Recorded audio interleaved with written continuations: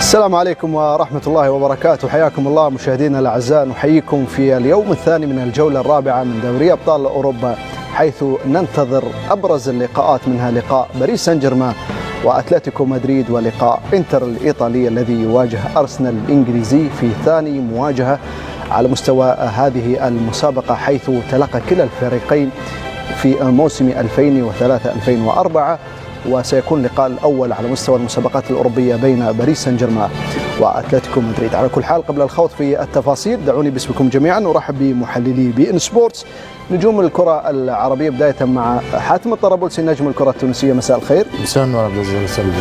ونرحب أيضا بيوسف شيبو نجم الكرة المغربية. أهلا وسهلا بعودتك مرة أخرى. مساء الخير عبد العزيز. وكما نرحب أيضا بنجم الكرة المصرية بطل أفريقيا كابتن وائل جمعة. أهلا وسهلا بك. احنا خليناك لوحدك كابتن لأن لكل مقام مقال، فاحنا خليناك بروحك لأن أنت أسطورة في الاستوديو. بس أنت المفروض بتبدأ من اليمين دايما، صح؟ أنا آسف. أيوة صح. لازم تقول أنا آسف. سامحني حبيبي. أهلا بك عبد العزيز وأهلا بالكباتن. اهلا بكم. الحزب المضاد لي. هذا الحزب المضاد، بس كلكم افارقه يعني. طبعا. عارف ليش حاطينه وحده؟ ليش؟ كان في ضربه ولا واحد حاب يجلس يخافون منه. بس هو مدافع لازم يغطي المنطقه. بس ذكرني بلتوبيلي يجلس لوحده. محتاج بس الترجمه. اهلا وسهلا بكم جميعا مشاهدينا الاعزاء. دعونا نذكركم بابرز اللقاءات لهذه الامسيه، لهذه السهره من دوري ابطال اوروبا لليوم الثاني الجولة الرابعة، حيث نشاهد وإياكم وصول لويس إنريكي في محيط حديقة الأمراء. باريس سان جيرمان يلتقي بأتلتيكو مدريد وفي ملعب سان سيرو، حيث إنتر يواجه أرسنال في مواجهة إيطالية إنجليزية. النجم الأحمر يواجه برشلونة، وبايرن ميونخ يواجه بنفيكا، شتوتغارت يواجه أتلانتا، وسبارتا براغ يواجه بريست المتألق كثيرا على مستوى دوري الأبطال، وفاينورد يواجه زالتسبورغ. بينما نشاهد من جهة أخرى اللقاءات التي لعبت في التوقيت الأول لهذه الأمسية، حيث شختار دونيتسك متقدم أمام يونغ بويز بهدفين مقابل هدف، وكلوب بروج في نتيجة مفاجئة متقدم حتى الآن على أستون فيلا بهدف دون مقابل. في لقطة تعتبر مشاهدينا الأعزاء من اللقطات الطريفة لربما في عالم كرة القدم، في لقاء جمع بروج بأستون فيلا. في هذا اللقاء كان مارتينيز الحارس الأرجنتيني حارس أستون فيلا يلعب ركلة مرمى، ومن ثم لمسة يد بطريقة غريبة. يعني كابتن يوسف، نترك لك اللقطة والتعليق.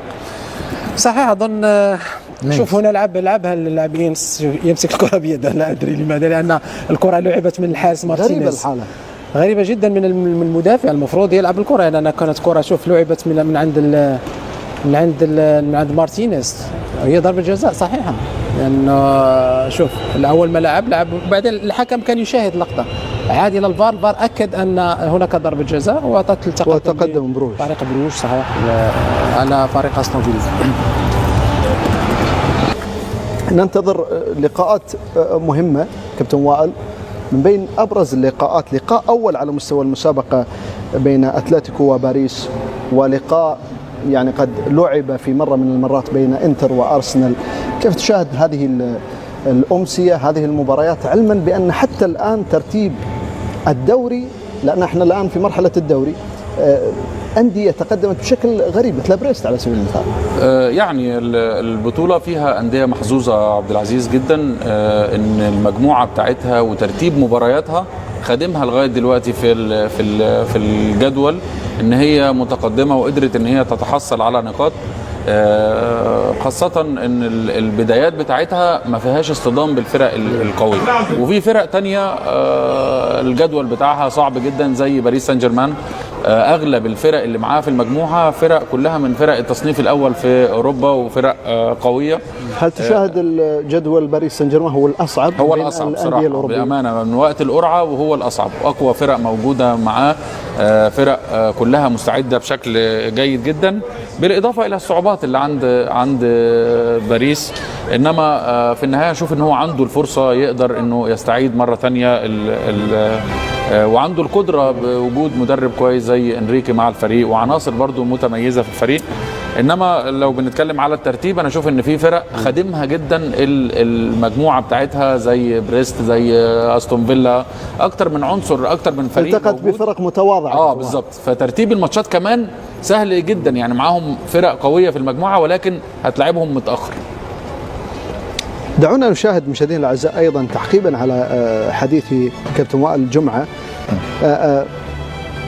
ما تبقى لباريس سان جيرمان في مرحلة الدوري، حيث يواجه أتلتيكو مدريد، بايرن، زالزبورغ، مانشستر سيتي وشتوتغارت، علما بأن باريس أيضا من جهة أخرى قد لاقى فرق على مستوى عالي. يعني الآن في النسخة الأولى نشاهد بأن هناك أندية لربما قد تمر في مرحلة صعبة مثل باريس سان جيرمان، لربما في نسخ قادمة تتصعب فيه المهمة للتأهل للدور القادم.